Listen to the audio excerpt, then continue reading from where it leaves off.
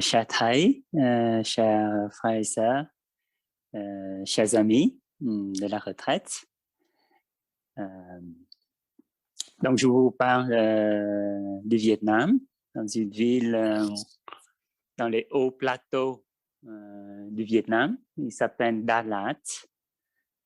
C'est une ville située à 1400 mètres à peu près.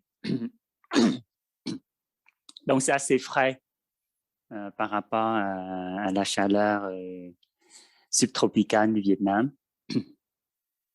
Et Đà Lạt, c'est une ville qui a été découverte, cette localité dans les hauts plateaux là, du Vietnam, dans le sud du Vietnam, découverte par Yersin. Vous savez, Yersin était de la génération un peu de Pasteur, un peu de petit frère de Pasteur, et il était arrivé au Vietnam sur une ville côtière qui s'appelle Nha Trang, à peu près 120 km de Đà Lạt.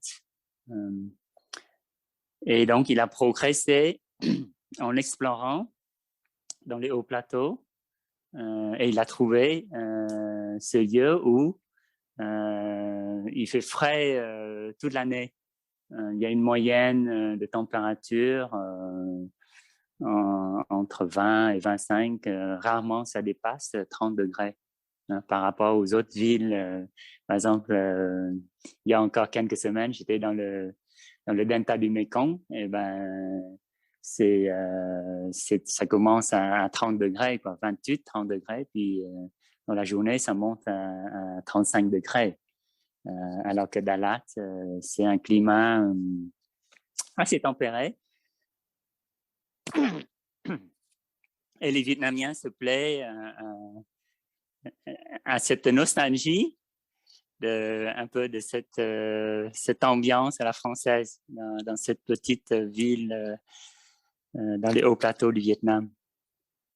Et Yersin, il est enterré au Vietnam, pas loin de Nha Trang, la ville côtière où il fait partie, et il avait une communauté aussi, des Vietnamiens indigènes, du temps de la colonisation, au début du XXe siècle, et c'était comme une grande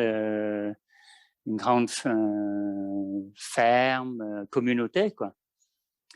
Et dans l'histoire, il a mené même, il est arrivé une fois avec un avion. Et au début du XXe siècle, c'est un grand événement pour les Vietnamiens de voir un avion. Et donc, Yersin a son nom à Đà Lạt, pour un lycée à Đà Lạt, un lycée. Avant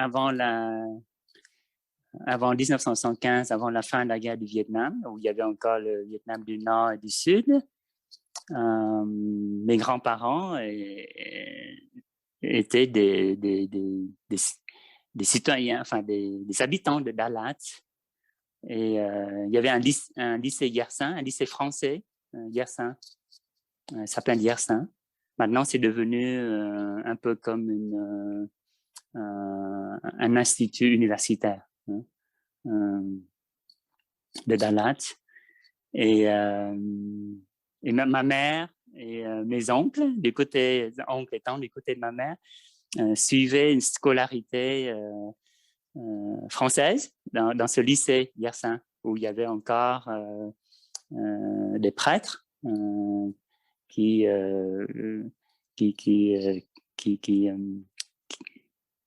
c'était un lycée géré par des ecclésiastiques. Et Yersin lui-même était comme considéré à son époque comme un saint. Hein. Donc, c'est un grand être aussi. Ça colle bien à notre sujet d'aujourd'hui, hein, sur les réalisations des grands êtres. Et il était très aimé par sa communauté et par les Vietnamiens. C'est pour ça qu'il a son nom, non seulement au lycée Yersin à Dalat, mais dans la grande ville comme Saigon, il y a aussi une rue Yersin. Voilà. Donc, on va continuer avec ce texte sur les 8 réalisations des grands êtres. Et on va commencer par la 3e réalisation. Et on va étudier comment on pourra les pratiquer dans notre vie quotidienne, dans notre pratique quotidienne, pour nourrir cette graine de grands êtres, le bodhisattva déjà présente en nous. Donc, je voudrais inviter Sœur Tendo à nous lire, à nous partager cette réalisation, cette 3e réalisation là.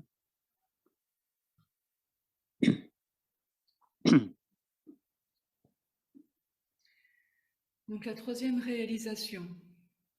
La 3e réalisation est la prise de conscience que jamais satisfait, notre cœur est toujours en quête de possession et de popularité, ce qui entraîne un accroissement d'erreurs. En revanche, les bodhisattvas gardent constamment à l'esprit le principe du bonheur dans la sobriété. Ils vivent paisiblement, dans la simplicité, afin de pratiquer la voie et considèrent la réalisation de la compréhension parfaite comme leur unique vocation. Oui, donc dans cette 3e réalisation, on peut noter le terme, le passage, le cœur jamais satisfait. Et il paraît que dans une étude, quand on questionne le millénium, la génération millénium, c'est-à-dire ceux qui sont nés après l'an 2000, qu'est-ce qu'ils aiment, définition du bonheur, qu'est-ce qu'ils pensent qu'ils ferait le bonheur. Et il paraît qu'ils répondent, la plupart répondent être riche et célèbre. Et c'est vraiment, ici, c'est possession et popularité. Alors, donc le diagnostic, hein, c'est dans cette... au début de cette réalisation, c'est conscient que notre cœur n'est jamais satisfait.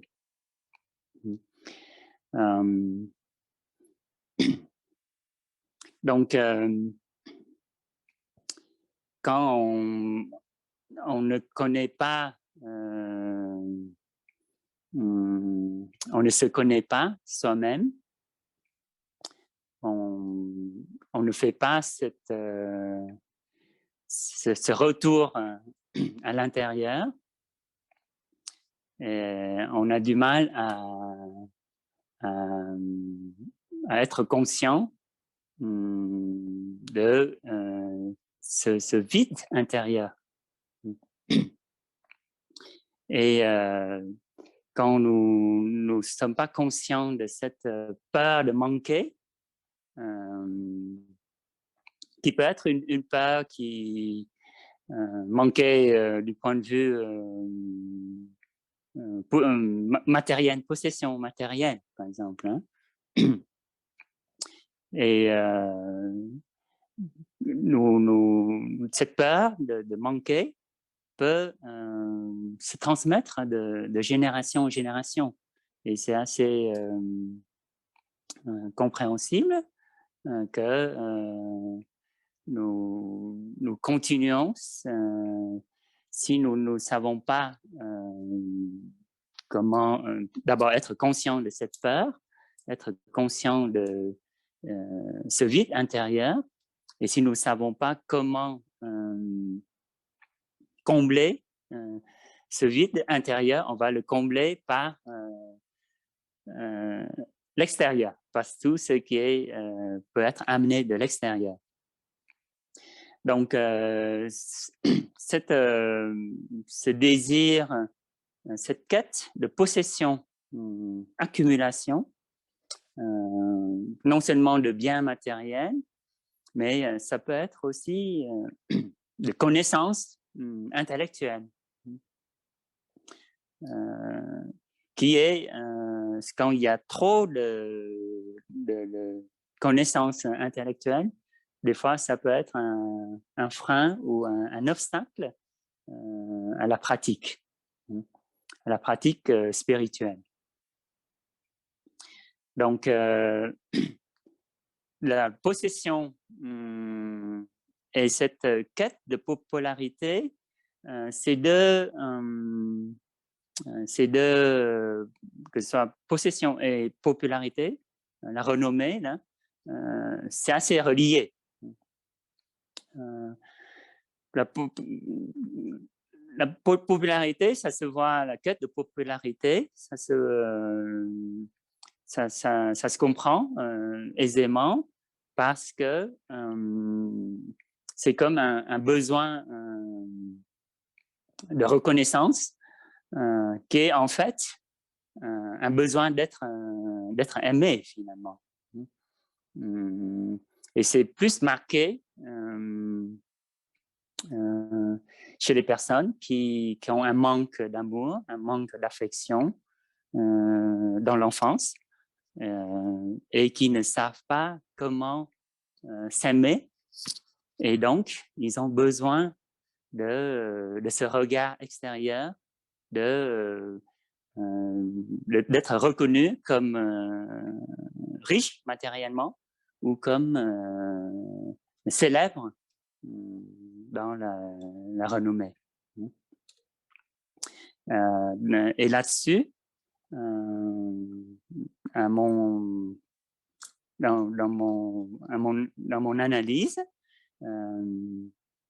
je crois que c'est parce que quand on ne se connaît pas soi-même, quand on ne fait pas assez ce pas vers l'intérieur, cette recherche intérieure, on est pris d'une double illusion. Donc, illusion sur un soi. Donc, on a une illusion qu'il existe, un soi comme une entité séparée des autres. Donc, ça, c'est une première illusion. Et puis, il y a une autre image d'un soi, une autre illusion, qui est une image d'un soi dans les yeux des autres. Donc là, ça, je parle pour surtout cette quête de popularité. Et donc, nous avons comme une illusion d'un bonheur qui est dépendant des facteurs extérieurs. Et donc, quand nous... Donc, dans cette troisième réalisation, quand nous sommes sur ces quêtes de possession ou de popularité, nous sommes sur des chemins qui peuvent amener donc là-dedans, c'est dit comme des accroissements d'erreurs, je crois, parce que ce ne sont pas des chemins qui amènent au bonheur véritable. C'est assez facile de voir combien de personnes riches et célèbres qui peuvent connaître un vrai bonheur et une vraie paix intérieure, paix de l'âme. Et donc, l'antidote à ce cœur jamais satisfait, à la recherche de possession et de popularité, c'est clairement la pratique du deuxième entraînement, la pleine conscience, sur le bonheur véritable. Et vraiment, Satendao, si tu peux nous lire le bonheur véritable, le deuxième entraînement, la pleine conscience. Bonheur véritable. Conscience de la souffrance causée par le vol, l'oppression, l'exploitation et l'injustice sociale. Je suis déterminée à pratiquer la générosité dans mes pensées, dans mes paroles et dans mes actions de la vie quotidienne. Je partagerai mon temps, mon énergie et mes ressources matérielles avec ceux qui en ont besoin. Je m'engage à ne pas m'approprier ce qui ne m'appartient pas.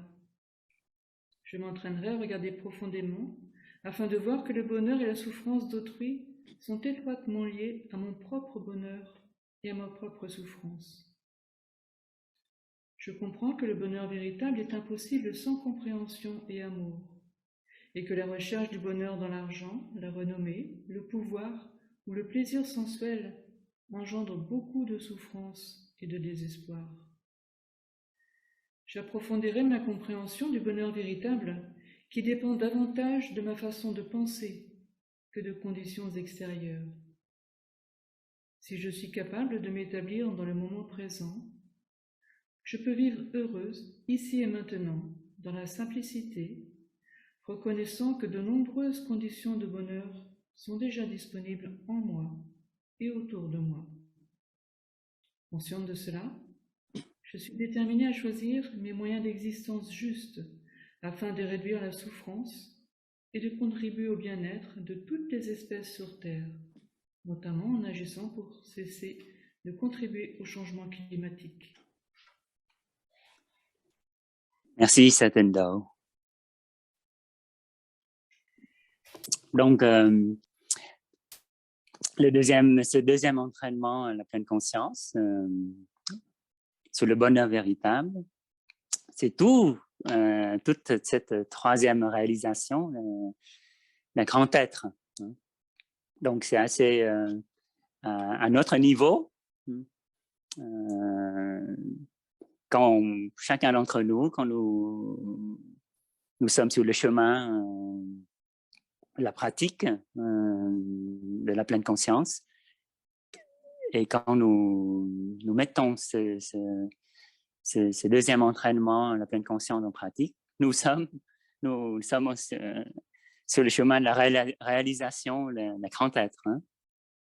Donc, que ce soit la graine du Bouddha ou la graine de Bodhisattva en nous, c'est faisable.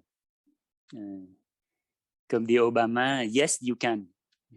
Yes, we can.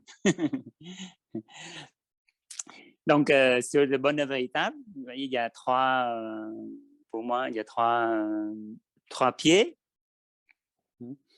Donc, la pratique de la générosité, comme, dans la pensée, dans nos pensées, dans nos paroles, nos actions de la vie quotidienne. Une parole qui arrose la fleur chez nos amis, chez nos proches. Un sourire, c'est déjà une pratique de générosité pour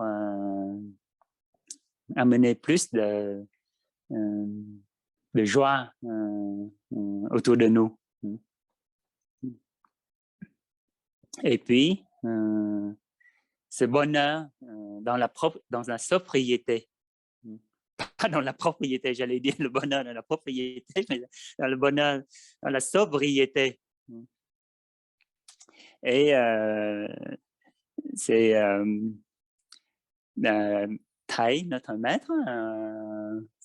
Tout est dans la calligraphie de notre maître. You have enough.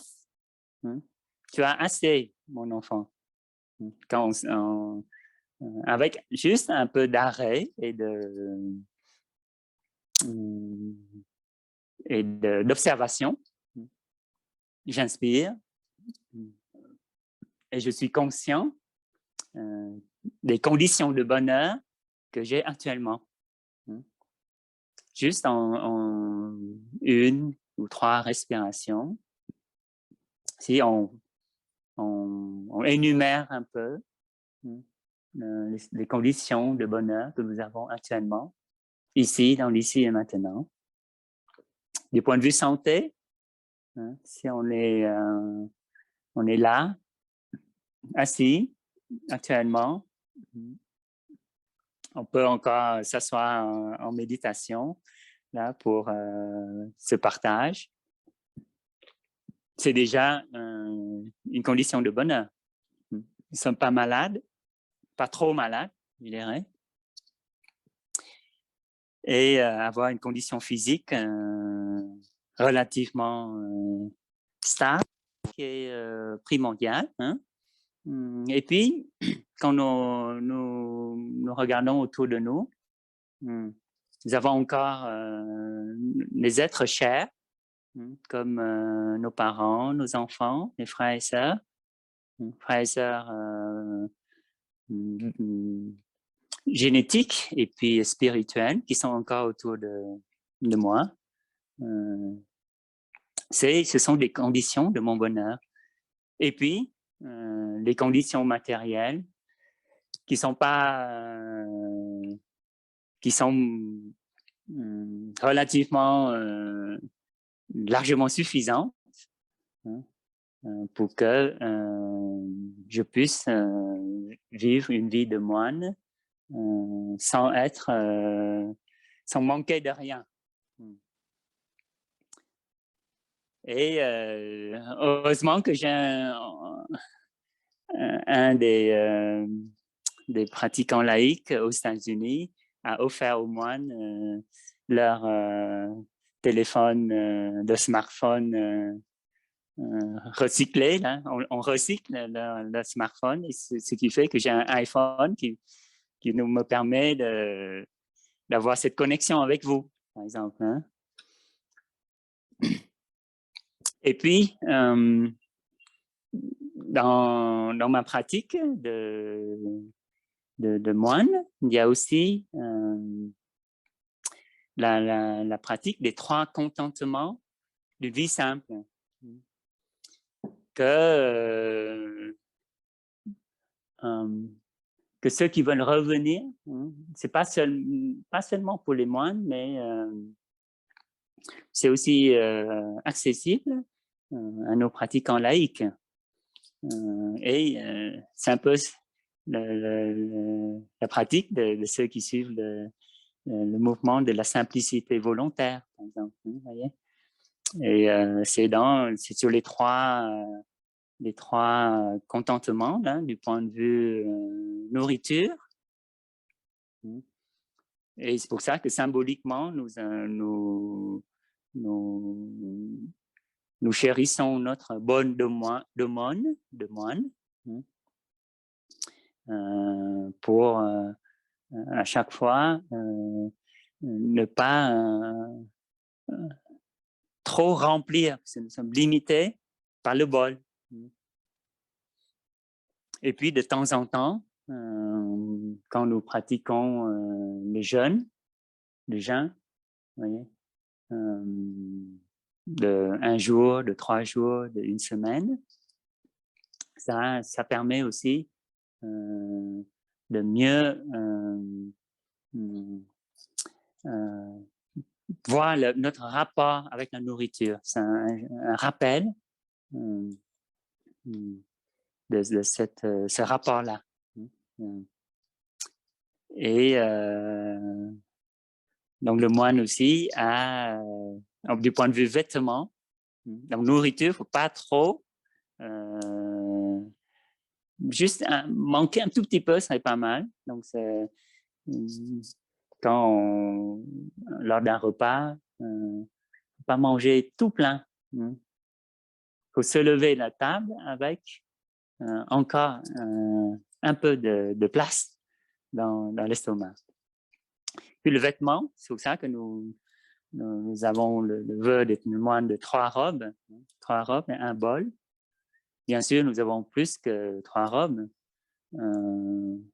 mais c'est le vœu, hein, et on tend vers cette simplicité dans la tenue vestimentaire. Et puis le sommeil, faut pas trop dormir à satiété non plus.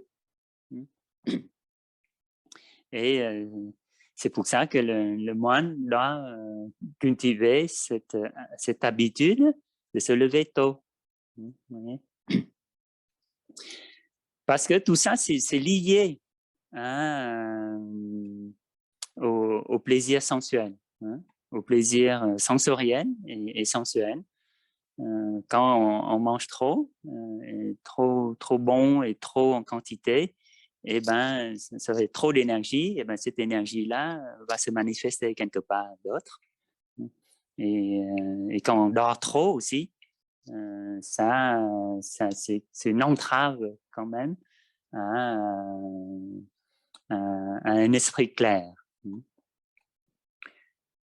Et donc ça, c'est le bonheur dans la sobriété. Et puis, le premier, de ce trépied du bonheur véritable, générosité, bonheur dans la sobriété, et puis des moyens d'existence justes. Et on mentionne très bien les professions ou le travail, mon job, mon moyen d'existence, parce qu'il faut bien travailler pour vivre, mais c'est vraiment d'actualité actuellement, hein, après cette COP 26 sur le changement climatique en Écosse. Pour donc pour aller dans ce sens-là, pour pouvoir protéger la terre-mère et ne pas contribuer au changement climatique, et pour protéger la terre-mère et aussi protéger les générations futures. Et donc tout ça, en fait, ces 3 trépieds, générosité, bonheur, sobriété et moyen d'existence juste, en fait, c'est interdépendant. Quand suivant le moyen d'existence que je choisis, et je pourrais, ça implique le bonheur dans la sobriété, et puis ça implique la générosité, puisque plus on partage, moins ça permet de distribuer et ne pas concentrer la richesse d'un côté, et puis trop de décalage entre les différentes couches de la société. Et ça aide à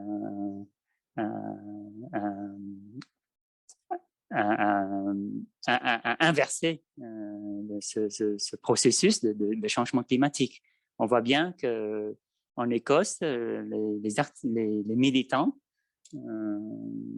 luttent et appellent à une meilleure distribution des richesses, et puis une plus grande contribution des pays riches pour arrêter, pour essayer de diminuer le carbone, vous voyez. Voilà. Et donc, mais cette pratique de l'entraînement, la pleine conscience du bonheur véritable, ou des 5 entraînements, ça, et on verra aussi hein, pour la 4e réalisation, et toutes les réalisations, les 8 réalisations des grands êtres, ça part d'un grand cœur, c'est-à-dire motivé.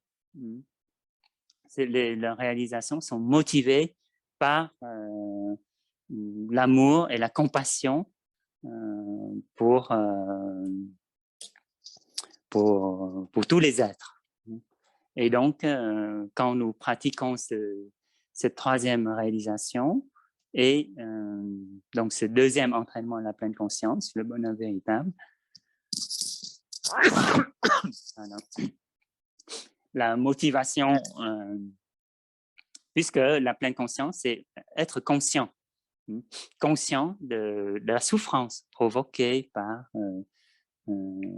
la pauvreté, hein, par l'inégalité sociale, conscient de la souffrance provoquée par le changement climatique. Donc, je vais agir dans ce sens, de choisir un moyen d'existence juste, hein, et de choisir le bonheur dans la sobriété, et puis de pratiquer la générosité hein, dans mes pensées, dans mes paroles, dans mes actions de la vie quotidienne, pour justement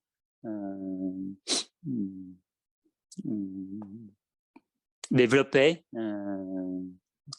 arroser, cultiver encore plus cette graine de compassion hein, ou d'amour du prochain dans le christianisme.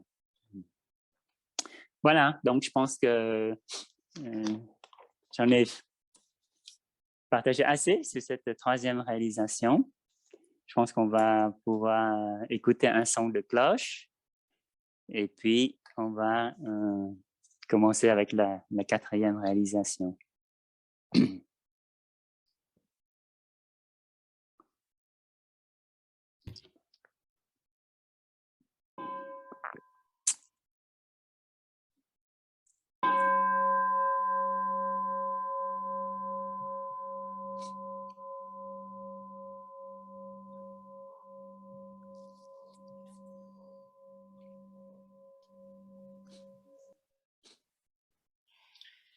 La 4e réalisation est la prise de conscience que l'habitude de la paresse nous jette dans le précipice des échecs. C'est pourquoi nous devrions pratiquer de manière diligente pour vaincre les afflictions, conquérir les 4 maras et nous libérer de la prison des 5 agrégats et des 3 mondes.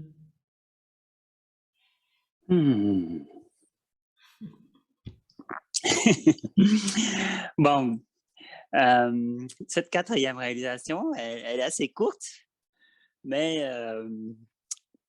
bon, elle est assez... bon, on parle d'abord de cette habitude de paresse, mais après, c'est un peu plus corsé avec les démons, les 4 démons, et puis les 3 mondes, qui ne sont pas ma tasse de thé. Mais je vais essayer de partager ma compréhension là-dessus. Bon, on va parler de cette habitude de paresse. Alors, bon, c'est l'habitude tout court. Hein. En fait, en parlant d'habitude, d'habitude dans les actions ou dans la manière de penser, ça concerne le cerveau émotionnel. Et les mauvaises habitudes comme les addictions, comme donc, le tabac, vous voyez, les habitudes de manger beaucoup et de manger des snacks, manger de manière non saine, je dirais, et beaucoup d'addictions, que ce soit des addictions pour la nourriture, ou addictions pour les drogues, ou alcool, et voire le sexe. Ça part du cerveau émotionnel. Et puis, donc, avec un peu de neurosciences, c'est une formation qui s'appelle, dans le cerveau, qui s'appelle le striatum, qui fait partie du circuit du cerveau émotionnel. Et ça fonctionne sur des décharges de dopamine qui permet comme une sorte de qui excite le circuit. Hein. Et puis ça donne une certaine excitation à la personne, un stimulus. Et en parlant d'habitude, il faut distinguer une impulsion ou la routine. Et les scientifiques, ils définissent une impulsion, c'est une action déclenchée par un désir momentané. Et ça concerne une partie dans le cerveau émotionnel qui s'appelle le nucleus accumbens, qui est la partie inférieure du striatum. Et cette partie inférieure du striatum, cette impulsion-là, un lien avec des actions, des circuits d'action, qui a un lien avec le plaisir et la récompense, le processus de plaisir-récompense. Et puis la routine, c'est une action qui est due à la répétition. Plus on répète cette action, et à un moment, ça devient une routine et on le fait sans réfléchir. Et ça concerne la partie supérieure du striatum, qui est le striatum dorsal. Et donc, pour contrer les mauvaises habitudes, il y a deux voies possibles. La voie haute, c'est donc avec le cerveau rationnel, qui est le cortex préfrontal, et la pratique, la pleine conscience, qui identifie l'habitude et identifie le déclenchement, ce qui déclenche l'habitude, et puis de pouvoir faire du recul avant et ne pas laisser tout le déroulement de l'habitude, des actions habituelles, faire son travail automatiquement. Et puis, on peut agir aussi par la voie basse. Par exemple, dans le cas du tabagisme, de l'alcool ou d'autres, on peut agir par voie basse, c'est-à-dire à travers le corps et surtout les sensations du corps. Donc, c'est pour ça que le yoga, les exercices physiques, les massages, l'acupression ou l'acupuncture peut agir par la voie basse sur le tabagisme ou autres addictions. Et avec le yoga, on a aussi une partie yoga physique, puis après, la partie relaxation. Et le massage aussi peut amener une relaxation, et la relaxation va permettre d'agir sur cette excitation de la zone qui qui enclenche le processus des habitudes et du plaisir récompense. Et quand on fait des exercices physiques, le corps sécrète à une certaine intensité, comme le jogging, hein, la course à pied ou la marche rapide. Le corps, ou le cardio training, par exemple, le corps sécrète lui-même des endorphines internes et ça remplace le flash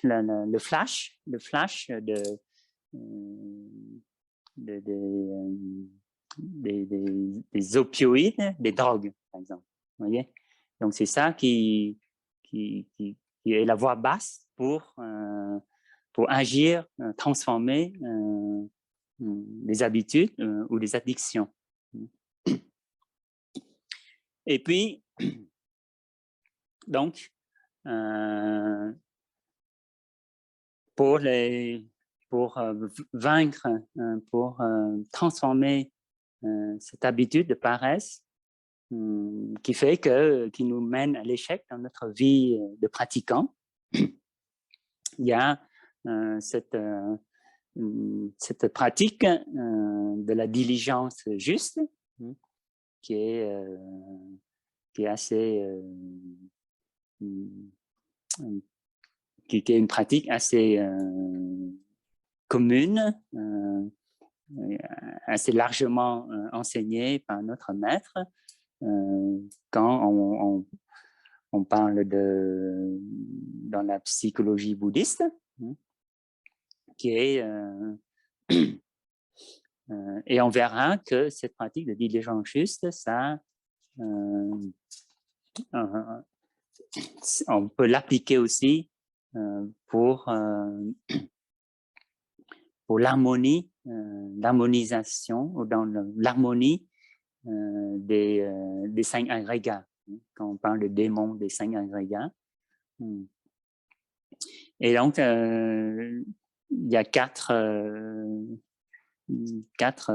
points dans cette pratique de diligence juste, qui est quand une graine non bénéfique dans notre mental ne s'est pas encore manifestée dans notre conscience du tréfonds. Cette graine n'est pas encore ne s'est pas encore manifestée, il ne faut pas l'arroser. Et si jamais cette graine non bénéfique, comme la colère ou comme la jalousie, si elle est déjà montée de la conscience du tréfonds dans notre mental, elle s'est déjà manifestée, il faut pratiquer et surtout dans notre tradition, c'est avec la respiration consciente.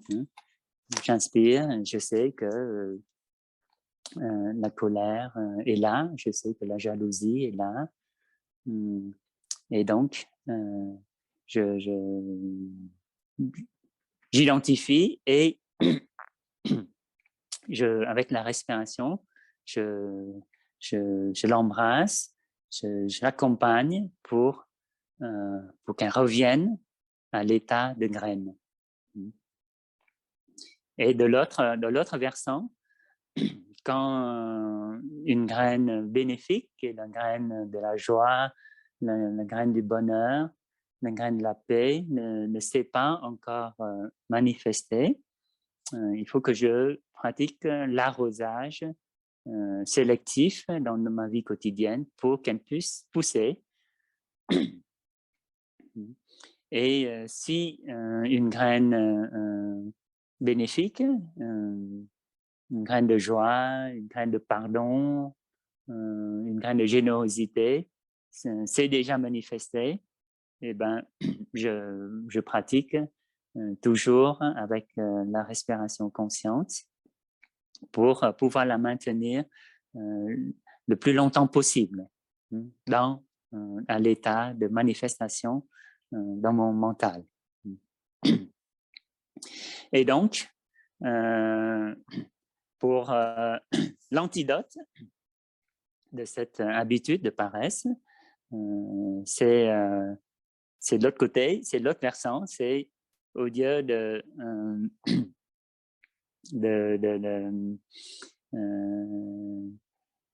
l'autre versant, c'est vraiment cultiver les bonnes habitudes.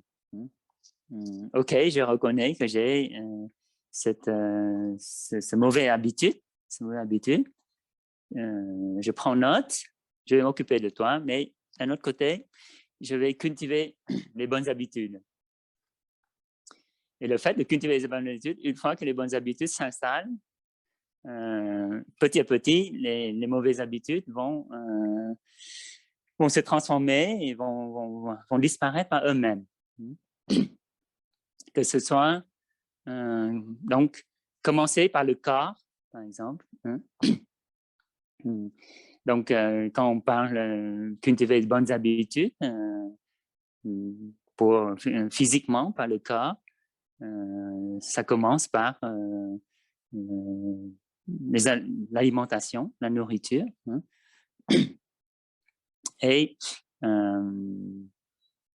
là-dessus, non seulement pour la nourriture, mais aussi la nourriture ici, il y a les 4 sortes de nourriture. Et ça, c'est bien explicité, pratiqué dans le 5e entraînement à la pleine conscience, par exemple. Si Sœur Tendo peut juste lire la section concernant la nourriture, la consommation, juste là, le 5e entraînement sur la consommation, concernant les 4 nourritures, que Sœur Yagim a développé la dernière fois, mais juste un rappel.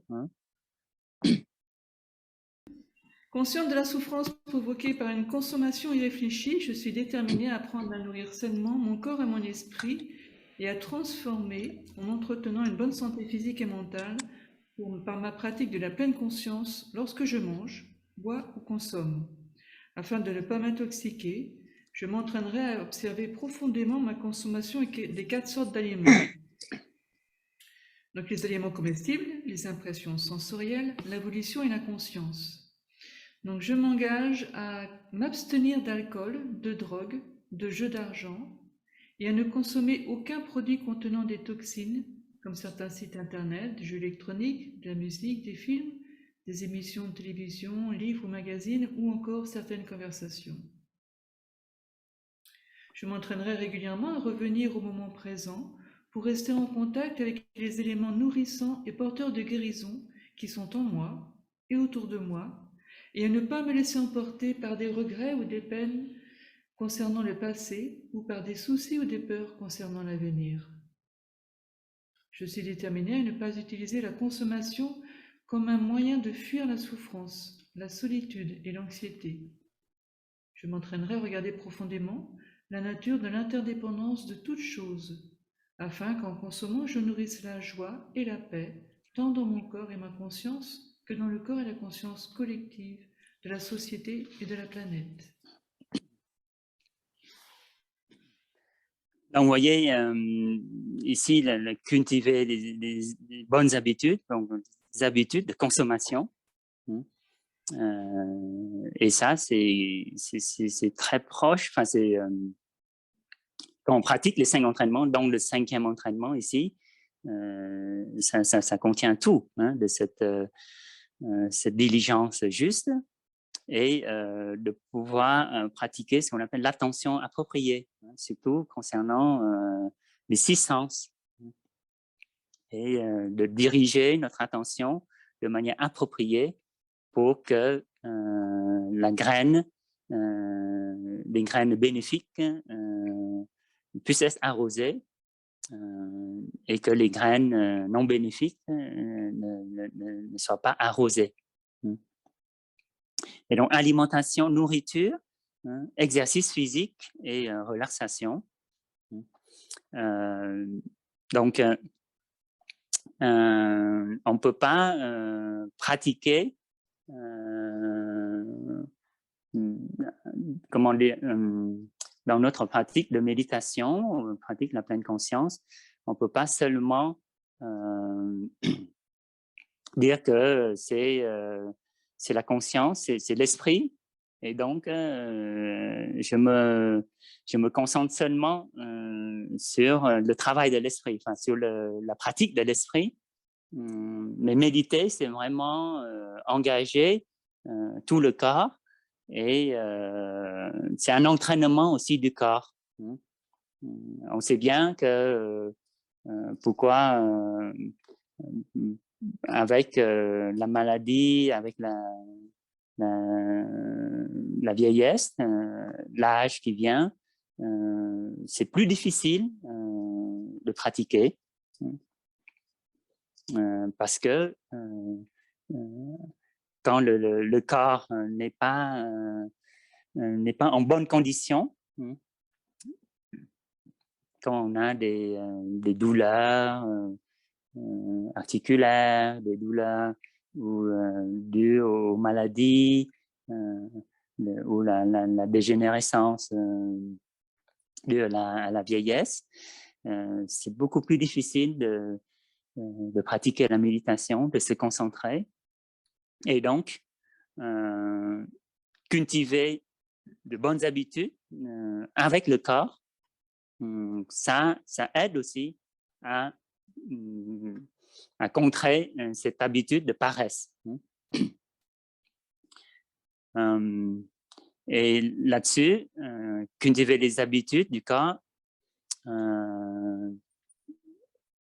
concerne, il y a aussi la pratique des 4 établissements de la pleine conscience du corps. Donc, être conscient des 4 positions du corps dans ce sutra sur les 4 établissements du corps. Donc, vraiment, instant à instant, entraîner notre esprit pour maintenir la pleine conscience du corps.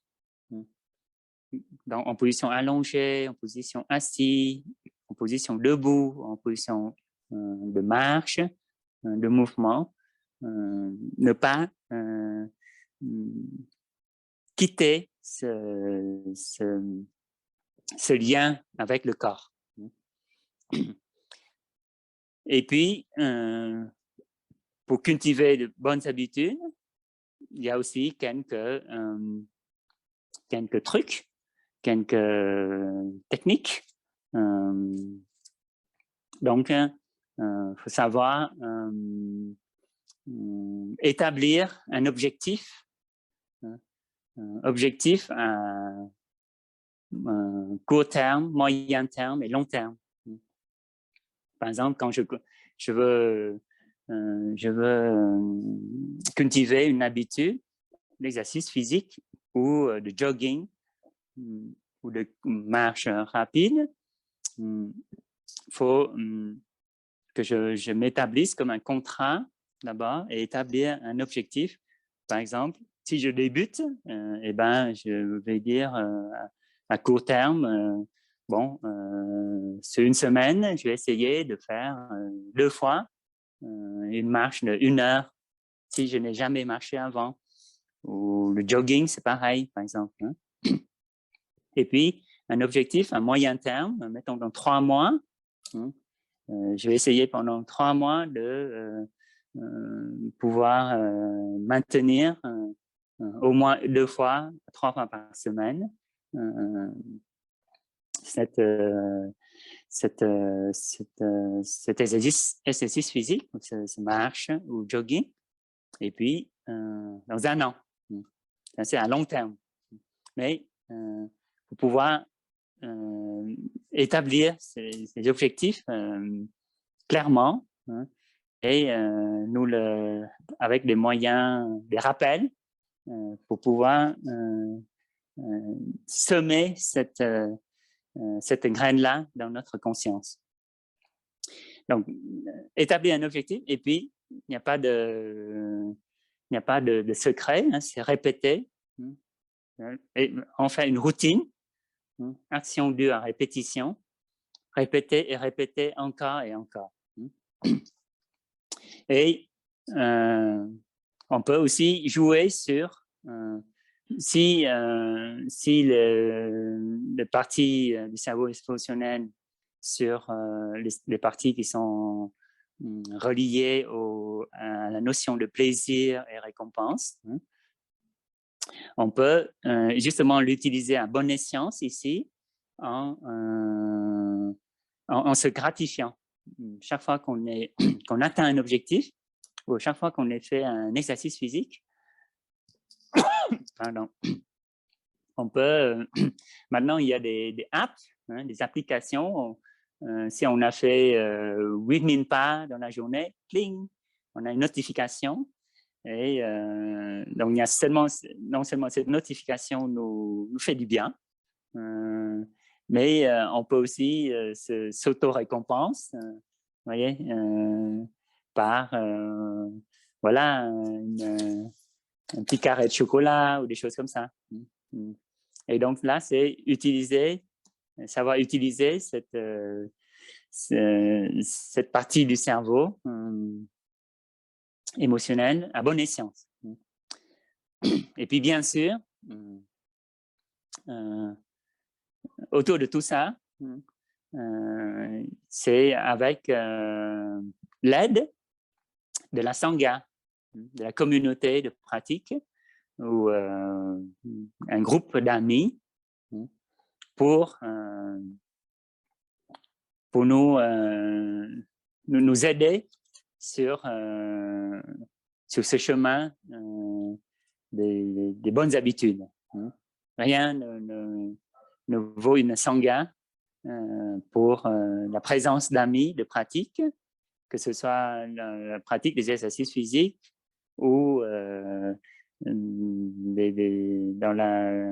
dans une alimentation saine. Si on a des groupes comme ça, des clubs, il y a des clubs pour, par exemple, manger sain, manger, vous voyez, bio, des choses comme ça. Et concernant la pratique spirituelle, une pratique avec une communauté, une Sangha, que ce soit une Sangha monastique ou laïque, ou les deux. On se connecte et on se donne rendez-vous pour la méditation, pour la relaxation ou pour un partage du Dharma.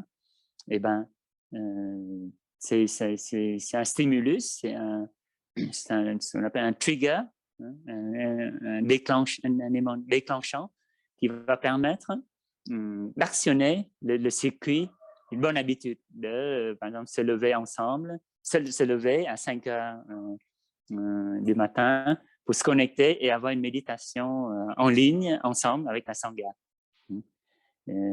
Actuellement, c'est en ligne, mais quand les conditions le permettront, si on le fait en présence véritable, c'est encore mieux parce qu'il y a une communication d'énergie qui peut... Voilà. Voilà, donc ça, c'est pour cette habitude de paresse.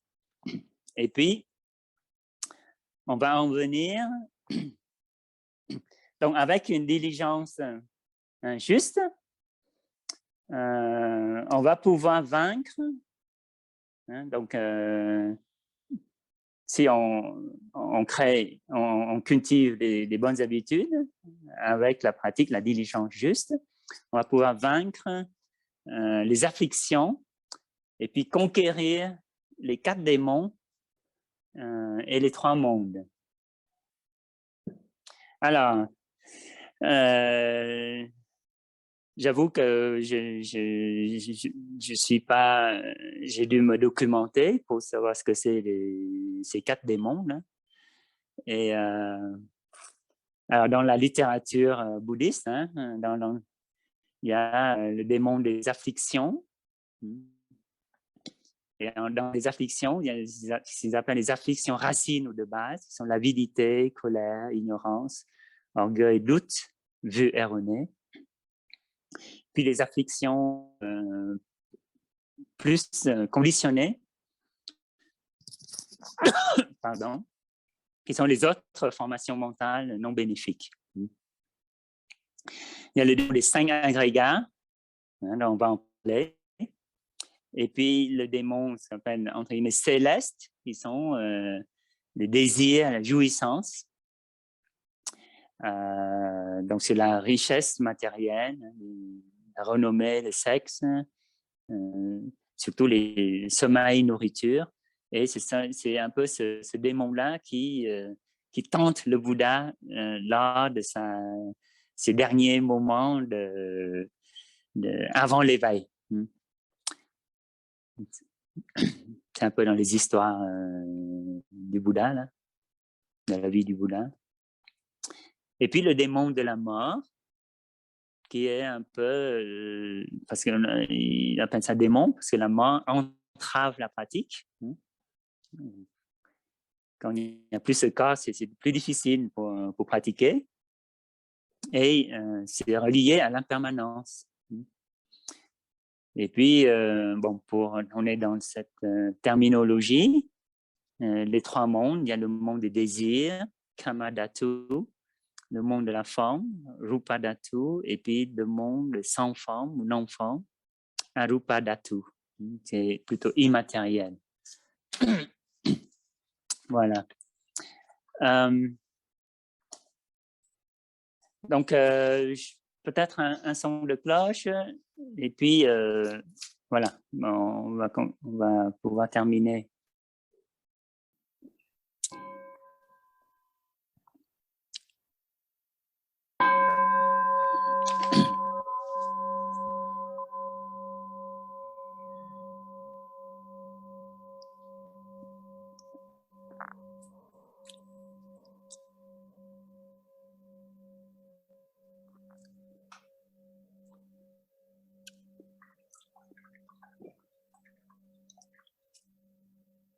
Alors, j'avoue que je n'aime pas trop cette démonisation, parce que en soi, les 5 agrégats, par exemple, qui sont le corps, les sensations, la perception, les formations mentales et la conscience, les 5 rivières qui se joignent pour en faire nous, quoi. Pour faire que nous se manifeste notre être. En soi, ils n'ont rien de démoniaque. Et on va voir que les démons des 5 agrégats, parce que quand on a une mal compréhension ou une vue erronée sur nos 5 agrégats, que c'est un obstacle, c'est un obstacle à notre pratique. Mais si avec cette compréhension, et avec une harmonie la pratique pour l'harmonie des 5 agrégats, et on verra que les 5 agrégats qui sont, donc je cite, le corps, donc physique, le corps physique, les sensations, sensations qu'on peut ressentir à chaque instant, sensations du corps et les sensations et nos perceptions à travers les sens. Et puis les formations mentales, on a dit, il y a des formations mentales bénéfiques et des formations mentales non bénéfiques. Et puis la conscience. Et ils ne sont pas ces 5 agrégats qui forment notre être, notre soi, entre guillemets, ne sont pas seulement à l'intérieur, mais sont aussi à l'extérieur, puisqu'ils sont aussi les objets de notre conscience. Et pour nous vaincre, comme dans le texte de la quatrième réalisation, pour conquérir les démons, les 4 démons, et donc le démon des 5 agrégats, et puis nous sortir de 3 mondes, le monde des désirs, le monde de la forme, le monde de la non-forme. Et comme préconise notre maître, c'est the way out is in. C'est pour s'en sortir, il faut savoir revenir à l'intérieur. Donc, c'est en s'établissant dans l'ici et maintenant qu'on va pouvoir s'en sortir, qu'on va pouvoir conquérir ces maras, ces démons-là, et principalement par la pratique des 4 établissements de la pleine conscience appliqués aux 5 agrégats, où on va pouvoir identifier à chaque fois son apparition. Par exemple, une sensation agréable, j'inspire, je sais que là, c'est une sensation agréable. Ça, c'est l'apparition. Et puis, le processus de devenir, elle est là dans le mental ou dans les sensations corporelles, elle est là pour un certain temps, processus de devenir, et puis elle va partir.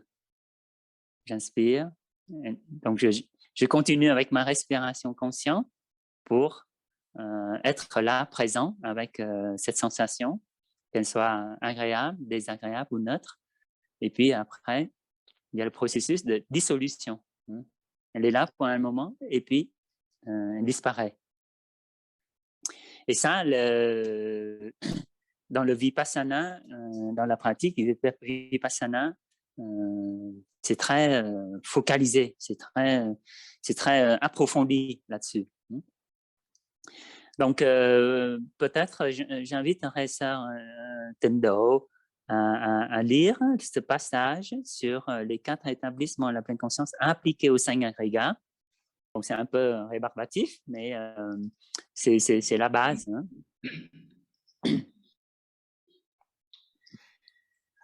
Donc, le sutra des 4 établissements de la pleine conscience appliqués aux 5 agrégats. De plus, Bhikkhu, le pratiquant observe les objets de l'esprit dans les objets de l'esprit, relativement aux 5 agrégats d'attachement. Comment observe-t-il cela? Il observe ainsi. Ainsi est la forme. Ainsi est l'apparition de la forme. Ainsi est la disparition de la forme. Ainsi est la sensation. Ainsi est l'apparition de la sensation. Ainsi est la disparition de la sensation. Ainsi est la perception. Ainsi est l'apparition de la perception. Et ainsi est la disparition de la perception. Ainsi sont les formations mentales. Ainsi est l'apparition des formations mentales. Ainsi est la disparition des formations mentales. Ainsi est l'apparition de la conscience. Ainsi est l'apparition de la conscience. Et ainsi est la disparition de la conscience. C'est ainsi que le pratiquant demeure établi dans l'observation des objets de l'esprit dans les objets de l'esprit relativement aux 5 agrégats d'attachement. L'observation des objets de l'esprit intérieurement ou extérieurement, ou l'observation des objets de l'esprit à la fois intérieurement ou extérieurement. Il demeure établi dans l'observation du processus de devenir dans les objets de l'esprit ou du processus de dissolution dans les objets de l'esprit, ou à la fois du processus de devenir et de dissolution. Ou bien il est attentif au fait, il y a un objet de l'esprit, jusqu'à ce que vienne la compréhension et la pleine conscience. Il demeure établi dans l'observation libre, n'étant pris dans aucune considération attachée au monde. Voilà comment pratiquer l'observation des objets de l'esprit dans les objets de l'esprit relativement aux 5 agrégats d'attachement ambiguë. Voilà. Donc, dans ce passage, on retient surtout cette pratique de pouvoir identifier avec la respiration consciente. Hein. Donc, j'inspire, je sais que mon corps est là. J'inspire, je sais que il y a une douleur de mon corps, par exemple. Hein. Et j'expire, je calme mon corps ou je calme la douleur de mon corps. Hein. Ça, c'est pour corps et sensation, par exemple. Et puis, il y a donc d'abord identification et respiration consciente pour pouvoir accompagner tout le long du processus de devenir et de dissolution. Donc, il y a identifier l'apparition, ensuite continuer à respirer consciemment, avec la respiration consciente, on observe le processus de devenir et puis le processus de dissolution.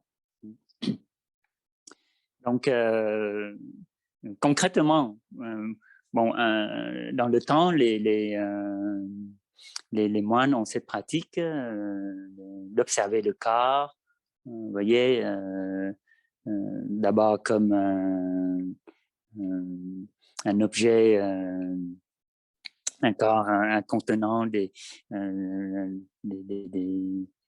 impermanences du corps. Hein. Il applique ça dans les 9 pratiques pour voir le corps se dissoudre au fur et à mesure. Donc, pour ça qu'il pratique sur la vision profonde, sur le processus de dissolution des cadavres. Mais nous, on peut pratiquer avec le sutra de la respiration consciente pour voir d'abord le corps, pour voir quels sont les éléments positifs que nous avons actuellement dans notre corps, que nous avons un corps en relativement bonne santé, nous avons encore une certaine jeunesse, même à plus de 70 ans, comme ça Yaknim et ça Yangin, par exemple. Nous avons encore les 2 jambes bien portantes qui nous permettent de marcher, de faire la méditation de marche, des yeux encore clairs, un cœur en bonne santé. Et puis, de voir les faiblesses encore dans notre corps et les mauvaises habitudes encore, comme une certaine paresse à l'exercice physique ou pour les gens qui sont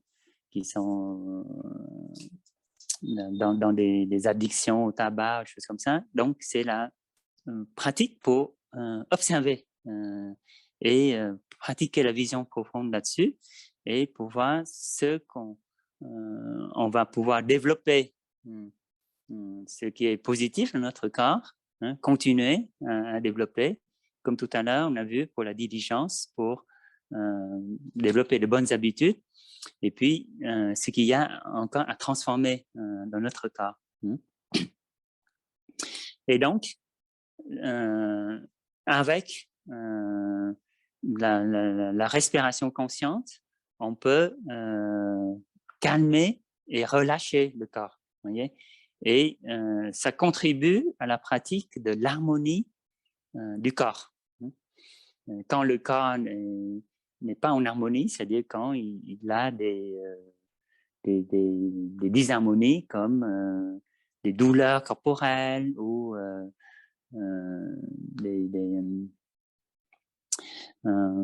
Et ça, c'est une disharmonie. Et ben, avec la respiration consciente, on peut contribuer à la restauration de cette harmonie. Et on va aux sensations. Dans les sensations aussi, dans la pratique des sutras, des 4 établissements de la pleine conscience, ne serait-ce que pour l'identification, observer l'apparition, ensuite le processus de devenir, être là avec ses sensations, et puis être conscient quand elle part. Donc, c'est vraiment la base. Et on peut observer la fièvre des désirs sensuels, par exemple, parce que les sensations agréables apportées par le toucher, ça, là, c'est entre guillemets le démon céleste du désir, la jouissance. C'est que ça peut...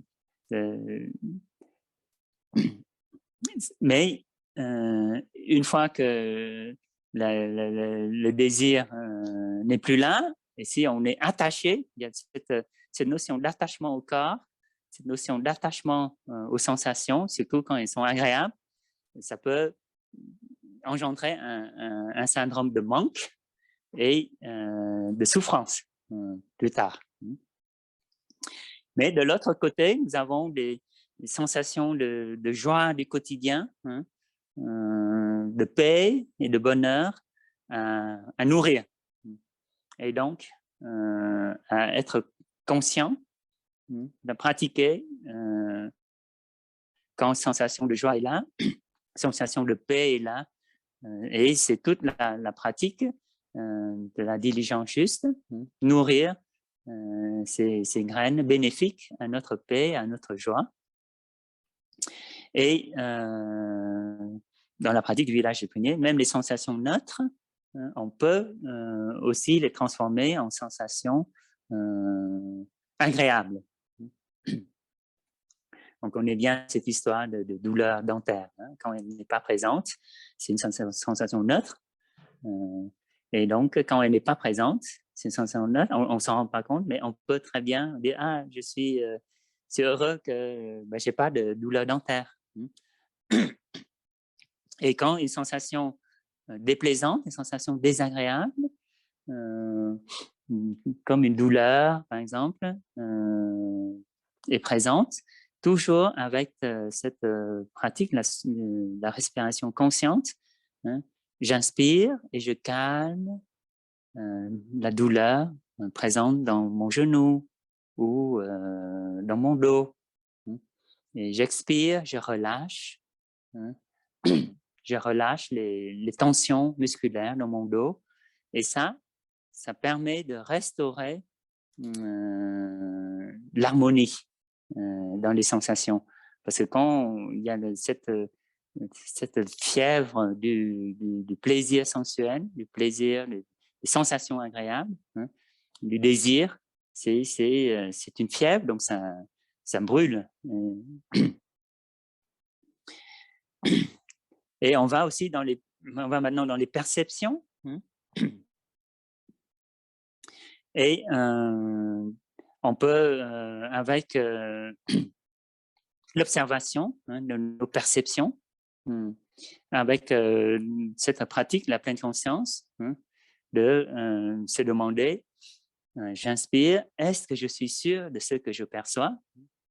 Ça, il y a notre maître, cette calligraphie. Es-tu sûr? Are you sure? Donc, ça permet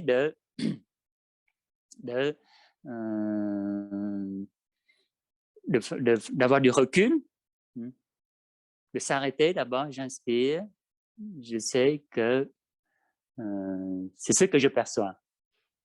Et j'expire, suis-je sûr de ce que je perçois?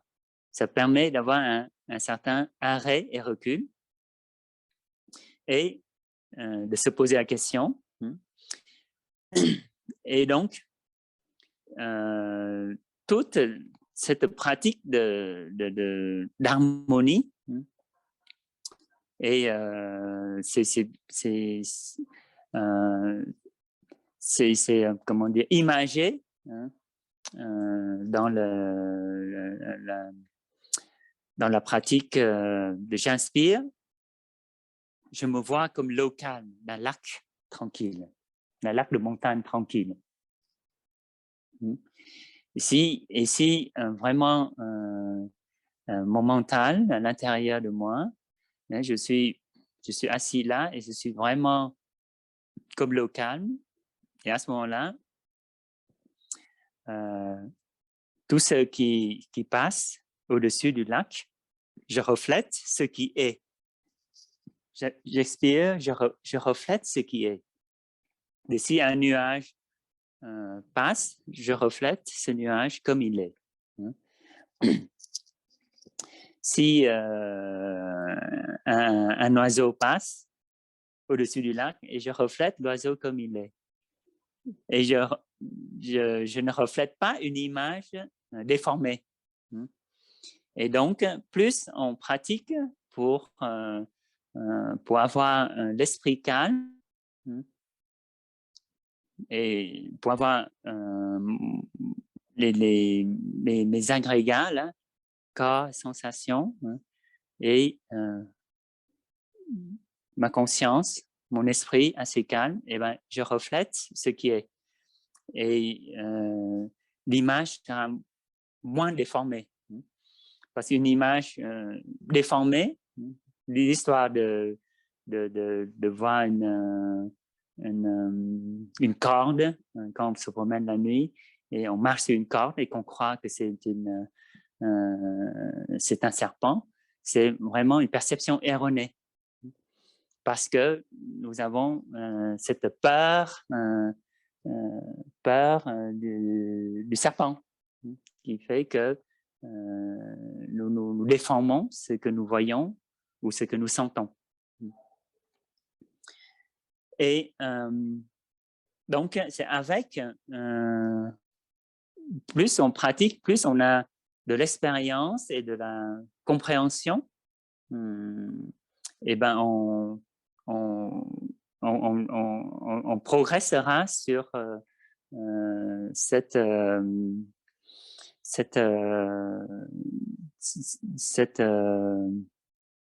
réflexion des choses comme ils sont.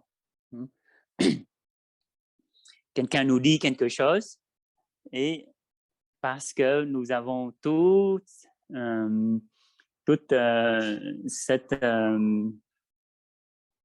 ce passé en nous, tous ces ressentiments en nous que nous n'avons pas suggérés, eh ben, nous allons l'interpréter comme une agression, comme une intention de nous blesser, alors que peut-être cette personne-là ne fait pas exprès, ne le fait pas intentionnellement, ne le dit pas intentionnellement cela pour nous blesser. Mais c'est parce qu'en nous ne sommes pas cette surface calme pour recevoir les images, pour recevoir ça. Et nous réagissons parce que nous avons une perception erronée. Et puis, pour les formations mentales, comme on a dit, il y a les semences bénéfiques, les graines bénéfiques dans notre conscience du tréfonds, et puis les semences d'affliction, les graines non bénéfiques. Et ben c'est avec cette pratique des 4 établissements de la pleine conscience, c'est la pleine conscience impliquée aux 5 agrégats qu'on va pouvoir à chaque instant être présent pour pour chaque partie de cet agrégat hein, qui est là, qui se manifeste et qui coule comme une rivière. Et nous sommes, avec la pleine conscience, nous sommes au bord de la rivière pour observer cet écoulement hein, et de le rendre le plus paisible possible. Et puis, Je vais inviter un son de cloche si tu veux bien.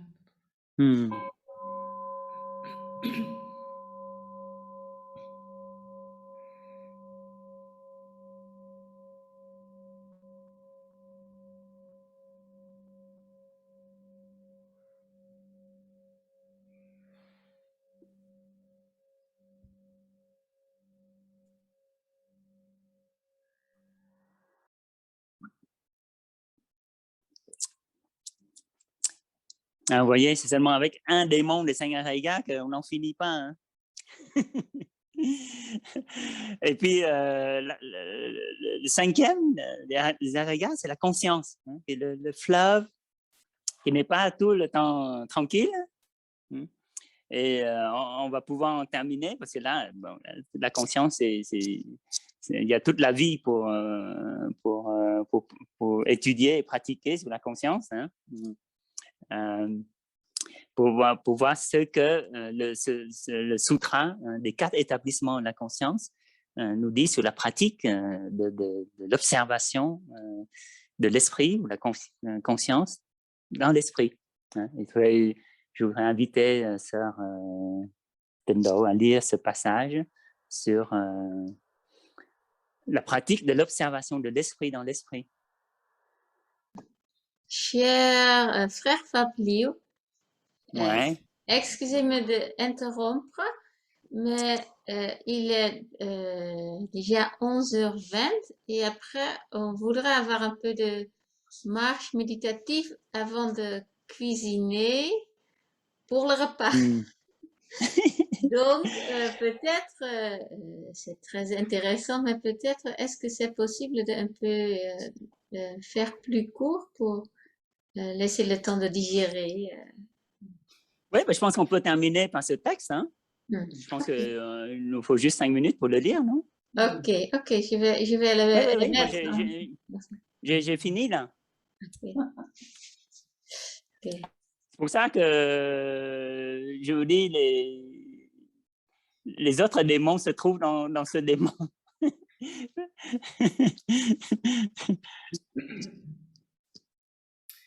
Alors, Bhikkhu, 4e partie, donc, Bhikkhu, comment un pratiquant demeure-t-il établi dans l'observation de l'esprit dans l'esprit? Quand son esprit désire, le pratiquant est conscient. Mon esprit désire. Quand son esprit ne désire pas, il est conscient. Mon esprit ne désire pas. Quand son esprit déteste quelque chose, il est conscient. Mon esprit déteste quelque chose. Lorsque son esprit ne déteste pas, il est conscient. Mon esprit ne déteste pas. Quand son esprit est dans un état d'ignorance, il est conscient. Mon esprit est dans un état d'ignorance. Quand son esprit n'est pas dans un état d'ignorance, il est conscient. Mon esprit n'est pas dans un état d'ignorance. Quand son esprit est tendu, il est conscient. Mon esprit est tendu. Quand son esprit n'est pas tendu, il est conscient. Mon esprit n'est pas tendu. Quand son esprit est distrait, il est conscient. Mon esprit est distrait. Et quand son esprit n'est pas distrait, il est conscient. Mon esprit n'est pas distrait. Quand son esprit a une plus vaste portée, il est conscient. Mon esprit a élargi sa portée. Quand son esprit a une portée étroite, il est conscient. Mon mental a rétréci sa portée. Quand son esprit est capable d'atteindre un état élevé, il est conscient. Mon esprit est capable d'atteindre un état élevé. Quand son mental n'est pas capable d'atteindre un état élevé, il est conscient. Mon esprit n'est pas capable d'atteindre un état élevé. Quand son esprit est concentré, il est conscient, mon esprit est concentré. Quand son esprit n'est pas concentré, il est conscient, mon esprit n'est pas concentré. Quand son esprit est libéré, il est conscient, mon esprit est libéré. Quand son esprit n'est pas libéré, il est conscient, mon esprit n'est pas libéré. C'est ainsi que le pratiquant demeure établi dans l'observation de l'esprit dans l'esprit. L'observation de l'esprit intérieurement ou extérieurement, ou à la fois intérieurement ou extérieurement. Il demeure établi dans l'observation du processus de devenir dans l'esprit ou du processus de dissolution dans l'esprit, ou à la fois du processus de devenir et de dissolution. Ou bien il est attentif au fait, il y a l'esprit, jusqu'à ce que vienne la compréhension et la pleine conscience. Il demeure établi dans l'observation, libre, n'étant pris dans aucune considération attachée au monde. Voilà comment pratiquer l'observation de l'esprit dans l'esprit. Merci Satendao. Vous voyez, donc finalement, le Bouddha a conclu à la fin de ce sutra sur les 4 établissements de la pleine conscience. Hein, même un pratiquant, c'est même pas la peine qu'il pratique pendant 7 ans. Hein, il pratique pendant 7 mois ou il pratique pendant 7 jours et il peut atteindre l'éveil. Et donc, si je nous souhaite de pratiquer intensivement, diligemment, pendant 7 jours, eh ben, nous allons pouvoir vaincre, comme la conclusion de la 4e réalisation, vaincre les afflictions, hein, et conquérir les 4 démons et les 3 mondes avec cet établissement de la pleine conscience. Seulement dans les 5 arégas, ça suffit, mais dans cet établissement de la pleine conscience, c'est sur les 4, le corps, les sensations, les formations mentales et la conscience. Voilà. Merci beaucoup pour votre écoute. Excusez-moi, je suis long un peu à la dernière partie, hein. Mais c'est vraiment les pratiques de base, c'est ce sutra de la respiration consciente et le sutra sur les 4 établissements de la pleine conscience. Si on peut pratiquer pour coller instant à chaque partie de ces établissements, dans les 4 établissements. Et puis, donc,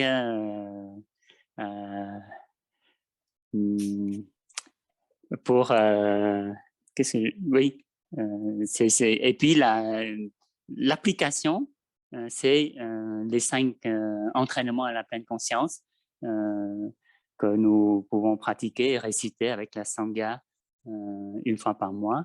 Et ben, les 5 entraînements à la pleine conscience contiennent déjà tout ça. Voilà. Merci beaucoup. Merci frère. Merci.